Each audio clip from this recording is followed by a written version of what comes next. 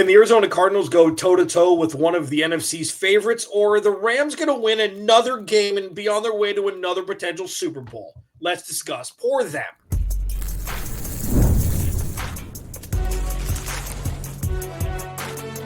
You are Locked On NFL Crossover, part of the Locked On Podcast Network.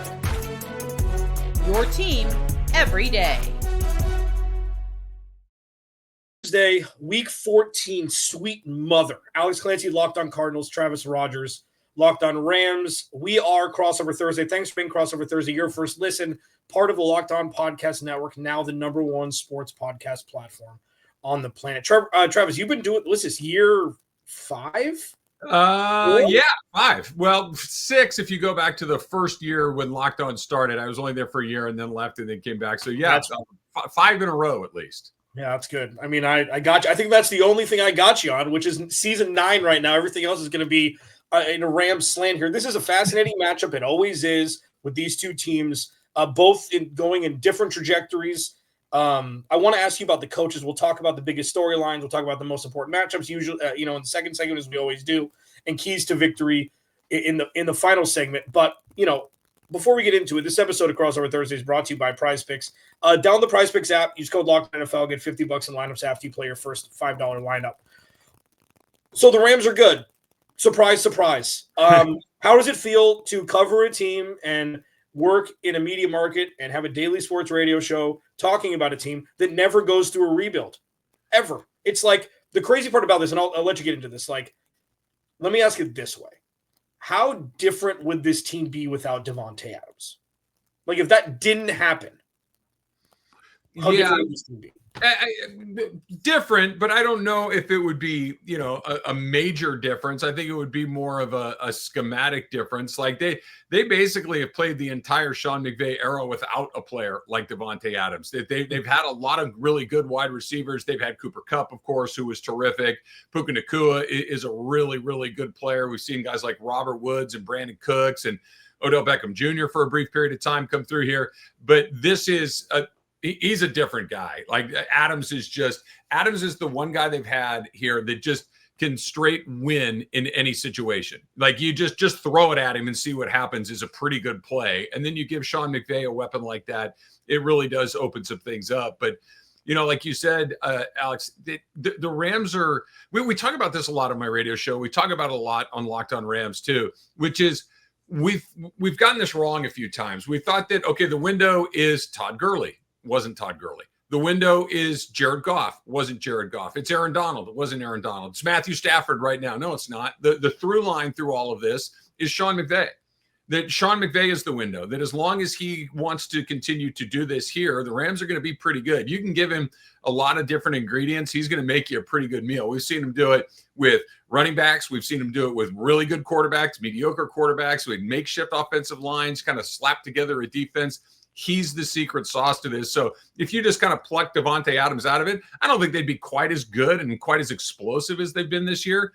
But I still think they'd be pretty good because I just trust Sean McVay to figure stuff out. Yeah, it's fascinating. Something that the Cardinals organization has struggled with is drafting, free agent signing. Obviously, the Rams are a little bit more of a destination place than Arizona at this point in their tenures as organizations.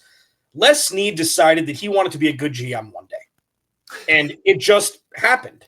He started making moves. Stan Kroenke may have just said, screw it, go. Like, outside of Jeff Fisher era, he just drafted well, late round picks, hit on, first round guys in Jared Verse and then Braden Fisk, and the second round trading for Jalen Ramsey, trading away Jalen Ramsey. Kyron Williams was a late round pick. Like, it all just seems to work now. And it's a bunch of quote unquote no-name guys outside of the big three, Byron Young, Jared Verse, Braden Fisk, and other guys. It's like, how is this defense so good, even though they were leaky against Carolina? How is this offense so good? And then you had Devonte Adams. It's just like, it just all seemed to work. And that's something the Arizona Cardinals haven't been able to really achieve. Yeah, I think they've been really good at figuring out guys that will work well for them, right? I think that's one of those secret sauces that they've been really good at, because they have missed a few picks along the way. You know, you go, Logan Bruss was a second-round pick. It didn't. He was off the team in 2 years. Tutu Atwell was one of their first picks a couple of years ago. He hasn't made any noticeable impact on this team, really, to speak of in the 5 years that he's been here. But they're able to get a lot more right later in the draft. You know, Puka was another 5th-round pick. Kyron Williams, like you mentioned, was a late-round pick. They're finding starters in the late rounds. They're finding their left tackle was an undrafted free agent, you know, in Alaric Jackson. You know, you don't find left tackles just kind of walking around that you bring into camp as an undrafted guy. And he's held that job down for a few years. They're getting ready to do it again with Warren McClendon at right tackle, with Rob Havenstein likely on his way out at the end of this year. They're able to get enough of them right, so when they do miss a guy, it isn't a big deal. They also find guys, they don't ask them to do things that they're not capable of doing. I think this is one of the great secret sauces of McVay and Snead is, okay, what is he good at? Let's put him in a position to do that a bunch of times. A perfect example of that is what they've done with Terrence Ferguson this year, who was their first pick in the most recent draft. He didn't play the first half of the season. He barely even got on the field. But what they figured out was, he's not a very good blocker yet. He's got to get a little stronger. He's got to get a little bigger and those sorts of things. But when they went to their 12 and 13 packages, what he's really good at is getting open. And when he goes out there, he's open almost every time, and Matthew Stafford feeds him the ball. So I think that's a big part of what they do, is just knowing what to ask their players to do and putting them in a position to do it. Yeah, and on the Cardinals side, it's, you know, the plan was the same. The execution, not so much. Like, I think Jonathan Gannon isn't as bad of a coach as his record would indicate over his time here. I think that it's an astute observation. The division in which he's coaching has 2 coaches who are going to be better head coaches than him forever, in Kyle Shanahan and especially Sean McVay. Okay. Now, the Cardinals draft, this past draft, looked to be one of the steals, with Walter Nolan at 16 and then Will Johnson, who was the highest rated corner through 6 weeks before he got injured, in the second round. And things just haven't really molded the way you wanted them to. Obviously, the first storyline was Kyler Murray. Now it's no longer a storyline. They're not opening his window to return. I think that's the end for Kyler Murray. The offense with Jacoby Brissett, it's been okay. I mean, obviously, they've been moving the ball down the field. Trey McBride is an all-pro candidate this year. Paris Johnson Jr. has been good. The defense has been fine. But the Arizona Cardinals as an organization, counter to what the Rams do, is the Cardinals are always reactionary and not forcing others to react to them. And it's not something that, you know, it comes easy. You obviously have to have the talent. The guys have to be healthy. The Cardinals have been riddled with injury, even though I don't use that as an excuse ever. The problem is, when the Cardinals have the ball and can go win a game, they don't. When the Cardinals don't have the ball and need a stop to win the game, they don't. They're 0-6, I think, in the last one-score games, 0-7, something like that. It's an institutional thing, and good teams win one-score games, bad teams don't. And the Rams have always, over the last decade, have found themselves, or whatever, last 6-7 years, have found themselves a way to win games much more than they lose in those 50-50 games. I think that's a huge deciding factor between the two.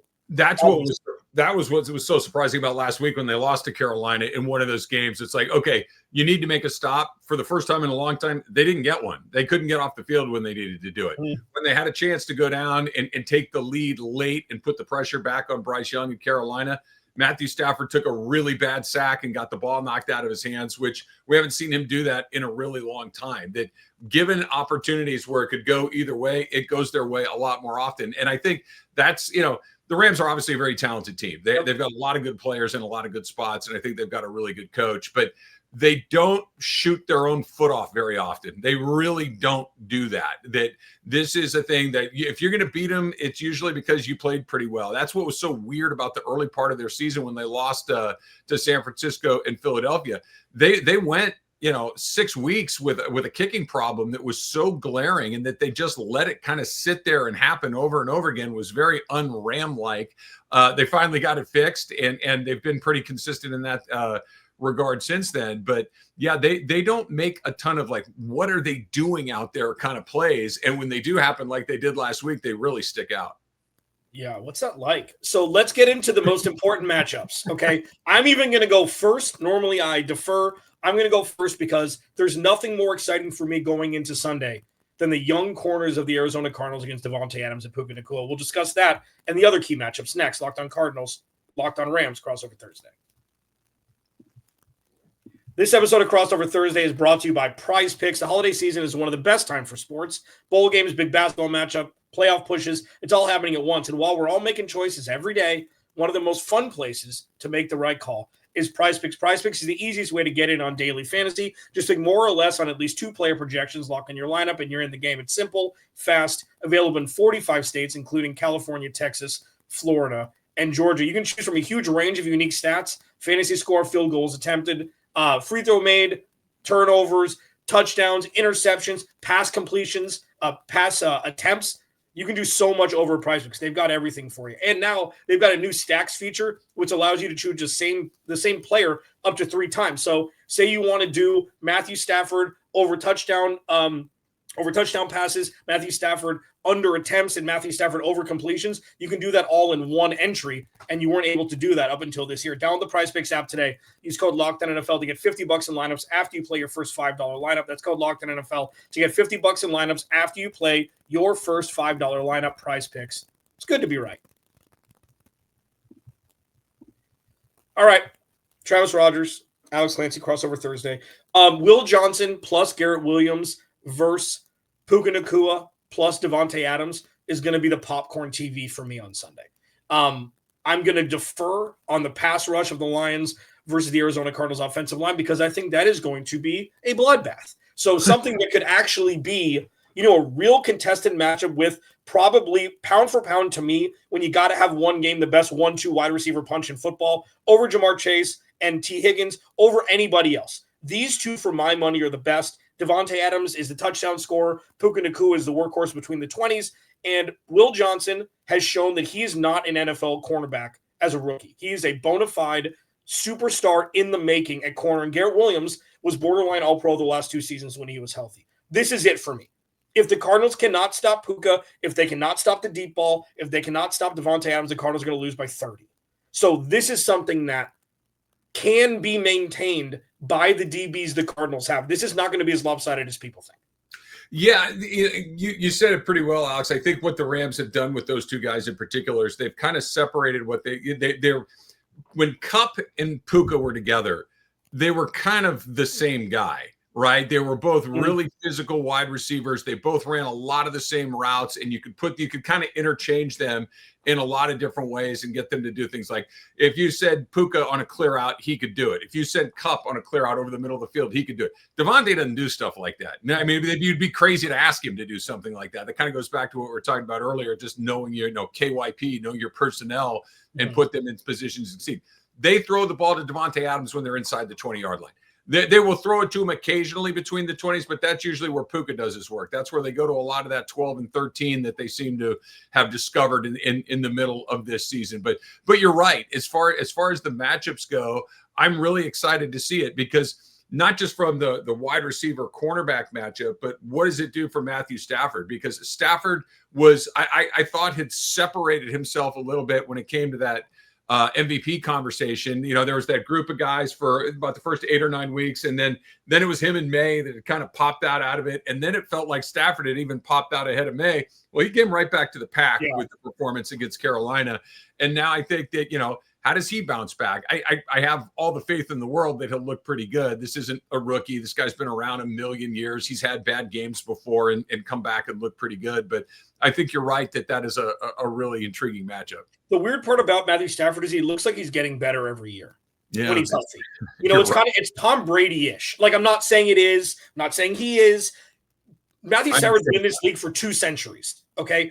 He was so much more talented physically when he was in Detroit, and then he grew up and he had a coach, and now it's a controlled situation. And like, you went from a UCL maybe to never throw again to we were laughing about the offseason stuff about the hyperbaric chamber. Dude didn't want to practice, bro. He's 100. Right. Let him not practice. And then now he's reinventing himself in a more self-editing, controlled fashion, and now he's got Devonte Adams. Like, Devonte Adams plus him inside the 5 equals touchdown. It makes Mike Evans and Tom Brady look almost elementary compared to like they're making people like, it's like, hey, it's going there. Hey, it's going to be a slant. Hey, it's going right there. Hey, it's going right there, touchdown. Like seemingly every time. And it took them a while early on in the season because there were a lot of, I remember this, there were a lot of red zone incompletions to Devonte, and then they've just figured it out. For the Cardinals, the problem with this is you can't go haymaker for haymaker with the Rams. You don't have it. Jacoby Brissett's able to throw the ball down the field. Trey McBride is going to always be open. It's going to be Michael Wilson or Marv. We'll see. Marv didn't practice yesterday. I think it was kind of a vet day. He had a heel last week. But what we saw and what you saw from afar was Michael Wilson explode when Marvin Harrison Jr. didn't play. Like, the problem with this offense, what I found is, which is my next most important matchup, is Drew Petzing versus his skill position players. Is like, you've got enough for 1X. It was 9 for over 100 between Michael Wilson and Marvin Harrison Jr. last week. Do you have enough for an X and a Z and a tight end? Like, with Trey McBride being the lion's share dude, being the all-pro guy, if Drew Petzing wants to save his job, and some may think it's too late for that anyways, you got to be able to produce for both receivers and Trey McBride and not have them cancel each other out, because the Cardinals can't do anything more, and they've already shot themselves in the foot with, and that's the next iteration of this, to see if they're able to expound upon that against an opponent that's, going to make a deep playoff run. Yeah, I think it's interesting because the one thing that the Rams struggled with last week, the thing that they struggled with through the early part of the season, were their corners. Now, it's changed a little bit in what they've done the last couple of weeks. They got to kill Witherspoon back. I would expect him to play a lot more this week, finally working his way back into it. They went out and reacquired Darian Kendrick, who got cut earlier. They're bringing him back again. You throw that in with Kobe Durant, you throw him in there with Darius Williams. And then the weird one is Emmanuel Forbes. I keep wanting to call him Malcolm Forbes. Emmanuel Forbes. Emmanuel Forbes was a guy that Washington said, yeah, there's the door, please leave. Yeah. That the Rams came in and said, well, we'll take him. He was a first-round pick 2 years ago, right? That was Washington moved off of him really, really quickly. Came into the Rams, basically never played. And you're like, okay, there's nothing there. And then this year, because of some injuries, namely to Witherspoon, some underperformance in some other players, they basically said, let's give Forbes a shot. He got off to a really bad start and then really started to play well and had about a 4 or 5 week run where it's like, hey, the Rams might have found something here. And then he got abused against Carolina. They absolutely killed him. He had his worst game as a Ram. I'm really curious to see how he bounces back. I'm really curious to see how much they use him, whether they use the additional guys that they've gotten, that they brought in, like Kendrick, or gotten back like Witherspoon, and push him. Sean McVay likes that competition, right? You see what they're doing at running back with Kyron Williams, who's a really good NFL back. Blake Corum gets a decent amount of touches, and every time Corum gets going, Williams goes back in there and runs like his absolute hair is on fire. It is a really good 1-2 punch. So I'm curious to see whether or not Forbes can respond like Williams does, because he had a very bad day. And if there's a soft spot on that Rams defense, it's in the back end for sure. And especially late. Yeah, and the only equalizer to that is the Cardinals can't run the ball right now. Yeah. So it's not like you're going to have to focus on Chuba and Rico Dowdle, who didn't have much of a game. But, I mean, Chuba ate him alive. I know the touchdown was a screen pass and not a run or a swing pass. But, like, Bam Knight had 65 rushing yards last week, and it was 10 yards more rushing than the entire team had the week before. So it's like, this is going to be 50 dropbacks for Jacoby Brissett. So the most important matchup for me, as I said, is Will Johnson, Garrett Williams, and the DBs versus the wideouts for the Rams. But the right side of the offensive line is a problem. The left guard is a problem. Paris Johnson Jr. is going to be the left tackle forever. But when you have Byron Young and Braden Fisk and Kobe Turner and these guys that are really going to wreak havoc, it's really going to come down to, Jacoby Brissett getting rid of the ball quickly, because we saw 5 sacks in the first half against Seattle. They only gave up 2 last week to Tampa Bay, but they don't have that great of a pass rush. This pass rush is going to tee off on the Arizona Cardinals after getting embarrassed by Carolina last week. This is a nightmare scenario for the Cardinals, and this is, it's not woe is me. It's just what the hell was happening and what will happen most likely on Sunday. The timing of it, I think, is good news for Rams fans and bad news for Cardinal fans, because, the Rams – What's weird about where the Rams are right now is they're not just competing to get that number one. They had the number 1 seed for a hot second, and then they lost to Carolina. Chicago jumps over. I don't think Chicago has a chance in hell of finishing with the number 1 seed. I really don't, not knowing what their schedule is and what's coming up. Now, I didn't think they'd be 9-3 either, so what the hell do I know? But I think that they're going to at least drop 1 or 2 more games, so I think that'll take care of itself.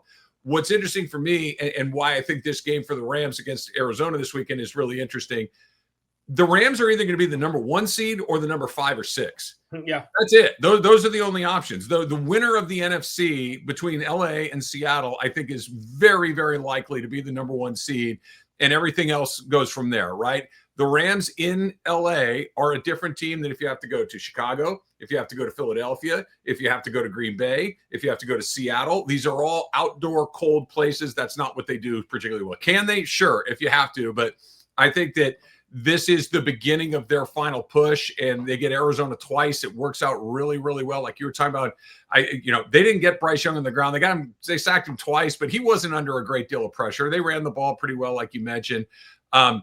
If the Cardinals are having trouble running the ball and the Rams can just pin their ears back and go get the quarterback, that's very good news for the Rams. Super sweet, guys. Awesome. Let's talk about keys to victory. Guess what? It's going to be turnover battle again. We're going to do it next. Always is.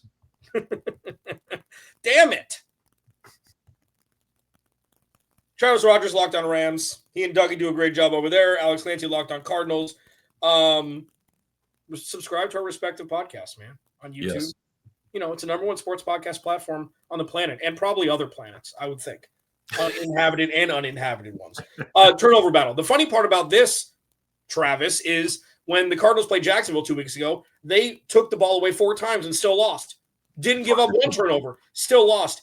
Bad teams find a way to lose games. I say on my show, the Cardinals have spoke 40 different versions of Cockney English this year, and it's all losing. It doesn't matter. It's the same language. It sounds and looks different, but it's the same language, and it's the same result.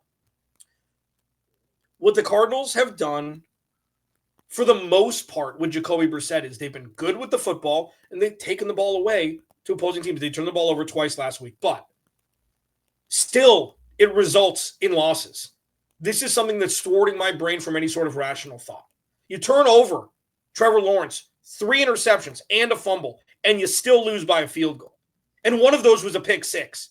That's the world in which we're living here in Phoenix. And unfortunately, a lot of what we see on game day is good, but the bad just far outweighs it, even if it's only for spot moments in the game, especially down the stretch. So for me, key to victory is turnover first. Talk about the turnovers with the Rams.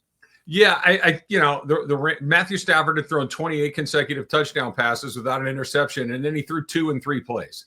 It's just it happened that fast. He had 2 interceptions all season long, and then he threw 2 in 3 plays. If they take care of the ball, they're really hard to beat. Like you think about the game, they lost to Carolina because they turned it over 3 times, didn't take it away once. They lost to Philadelphia because they couldn't make a kick. They got 2 kicks blocked in the 4th quarter, which is as good as a turnover. And they lost to San Francisco on a Thursday night because Kyron Williams fumbled on the 1-yard line going in for the winning touchdown. Right. If they don't turn it over, they don't lose, right? It really is as simple as that. The one game where they were really dominant in that turnover margin, and it still was a close call, was against Seattle a couple of weeks ago, where they turned Sam Darnold over 4 times and they won by 2 points. That was the one that was kind of weird. Like the Seattle kind of goes back to what we were talking about before. I think Seattle's terrific. If they hold on to the ball, I think they're in a really good spot. I don't think that they're going to be, I don't think the Cardinals are going to be able to move the ball up and down the field on them all day long. I think the Rams will have some success on both sides. I'm still waiting for, as far as the Rams needing to make a kick under pressure. Here's one for you. I say this on all the crossovers that I've done. The Rams went from week 6 to week 12 without making a field goal. I mean, that's just crazy, right? They went from week 6 to week 12 without making a field goal. You know how many games they lost? 1. It was just crazy how they were able to do it. They finally moved on from Cardi. They've got Harrison Mevis in there, the thicker kicker. Any kicker that wears number 92 is thumbs up in my book. Yep. It's a tremendous look. So I want to see that guy have to make a kick with a little bit of something riding on it. Maybe he'll never have to. I don't know. It probably will. But yeah, turnovers make your kicks. I think they're in a pretty good spot. Yeah, I mean, one thing I'll push back on is the Cardinals have been able to move the ball against every team with Jacoby Brissett in some form or fashion. Now, the problem lately it's stalled after getting over the 50, get a couple good chunk first downs, and then 3 and out, you miss a long field goal or you got a punt. Like what Jacoby Brissett can do when given 2.5 seconds is find somebody open down the field. Mm-hmm. And what the Cardinals need to be able to do to combat this pass rush, because Jared Verse is, he may as well be wearing 99. I know he's not exactly the same. I know he's not going to be as good, but he may as well serve that purpose because he is going to wreak havoc on the Arizona Cardinals for a decade to come, is quick out option routes to be able for Jacoby Brissett to get out of situations that he can't run out of. And that's something, unfortunately, without James Conner, without Trey Benson, Bam Knight and Michael Carter aren't at that level, even though, they've both shown flashes. And that's something the Cardinals have struggled with doing when trying to build, longer drives. So that's something that's going to have to be the get out of jail free card for Jacoby Brissett on Sunday with the offensive line they've got. That's one thing that the Rams, and that it's not just this year. This has been something that traditionally they have struggled. This is something that Kyle Shanahan absolutely murders the Rams with week to week is get the ball out quick. Right. That just, snap 1-2, ball gone. That I don't care how good Jared Verse is and how many sacks Byron Young has and Braden Fisk and all the guys you mentioned, Kobe Turner, all those guys. And Tyler Davis has had a good year too. They've had a lot of guys that have gotten to the quarterback, but no one's getting home in a second and a half. Lawrence Taylor doesn't get home in a second and a half. It doesn't matter. If the ball is coming out that quickly, it doesn't matter. And the teams that have done that effectively have given – Carolina did it last week. If the ball comes out fast, your pass rush gets neutralized really quickly. So that Arizona's pretty good at that. I think it will be interesting to watch. Real quick, I think Bryce Young may have the highest IQ out of any quarterback in the NFL. And I mean that. Like, he's 5'10". He has all of his angles down. Like, He doesn't take bad sacks. The dude knows every inch that he can move inside the pocket. His pocket presence is insane. Like, I watched that game because I wanted to see what the Rams, I want to see Carolina because the Cardinals beat him earlier in the year. And this isn't Locked On Panthers, but that's, like, jarring, isn't it, that he doesn't get more balls batted down and stuff like that? I'll be honest. I think that's the first time last week that I'd ever watched him play an entire NFL football game. I was expecting, a little guy, like you said, balls batted down, him running for his life, pocket collapsing on top. He was really good, Alex. Like, I'm like, what am I missing here? Like, why aren't they better than they are? Because he did not seem to be the problem at all. Now again, maybe I caught him on his best day ever. I don't know, but he certainly looked capable against the Rams. Yeah. Anyways, back to our crossover. Travis, before we start recording, we just do like a radio show together. It's like we just talk for 20 minutes. Sorry, we got to keep the angles on. We're talking about two teams here. The last thing for me, and this is probably the biggest thing, even more than turnovers and protecting Jacoby Brissett. Not giving up the deep ball to Puka. That's the biggest. I'd rather Kyron Williams rush 25 times for 120 yards and churn and death by 1,000 cuts and keep everything in front of you than one, 65-yard deep ball dime that Puka catches 80% of, regardless of how contested they are. We saw maybe the catch of the year last week from him. Yeah. And Devonte Adams can do that too. I know they threw the ball a little bit more downfield to him earlier in the season. He's good for one deep crossing route a game that he may either hit him or not. But that deep ball thing just to Puka, nobody else. That is the absolute backbreaker that the Cardinals cannot combat with their offense, no matter how well Jacoby can throw the ball down the field. Yeah, you're right. But one of the other things to kind of throw into the mix too is they usually have a play like that as well that goes to neither Puka nor Devonte Adams. Right. They'll hit 2-2 with one. They'll hit Xavier Smith caught one last week against Carolina. Colby Parkinson gets down the field. I mentioned Terrence Ferguson. Like, when Terrence Ferguson catches the ball, it's probably, and I'm just guessing here, I bet it's close to 20 yards per catch on average. Like, he's not catching a bunch of 4 and 5 yarders. They push the ball down the field to him as well. So you're right. Like, Puka's the first target on those sorts of plays, but when Matthew Stafford has his full complement of weapons, and he really has most of this season, he's really hard to defend, because before it was throw it to Cup, throw it to Cup, throw it to Cup. Yeah. And then it was just throw it to Nakua, Puka. And now, he's hitting 7, 8, 9, 10 guys a game, and good luck trying to figure out where he's going with the ball. With the one exception that you mentioned earlier, they get the ball inside the 10-yard lines, you can bet your house that it's going to Devonte Adams. Yeah, and it's most likely to be a touchdown. I mean, with the Cardinals, it's more pronounced to Trey McBride and Marv and Michael Wilson. It'll be fascinating to see what those two wide receivers on the field on top of Trey. Trey's going to catch 10 for 90 and a touchdown. It's just what's going to happen. If you're a sprinkle person on FanDuel, the Cardinals can't stop tight ends. They've never been able to. So this is a, Colby Parkinson or Terrence Ferguson game. I would lend to think Terrence Ferguson has a better chance of scoring against, because they run him up the seam and stuff. They run him a completely different way. He doesn't catch a ton of passes, but when he does, it's a lot of them are in the end zone. Yeah. So it'd be fascinating to see, man. Like, Cardinals are probably going to lose this game, but what the Cardinals have done all year outside of the post-bye game against Seattle and the 49ers is they're in every game. Mm-hmm. Like, this is not a team that's the pushover. This is not a dysfunctional organizational team this year. Between the lines, yeah, they haven't been great. Outside, all the noise is gone. The culture is rock solid. And the problem is that doesn't win football games. So if the Cardinals lose by 3 scores, I'll be like, okay, there's not as good of a team. There's some interesting things like that. If it's close, if it's a 10-point game going to the fourth quarter, nobody's going to be shocked here. Nobody's going to be shocked. So with that said, Travis Rogers locked on Rams, Alex Clancy locked on Cardinals. We will talk to you on our respective podcast tomorrow. Talk to you then. Nope.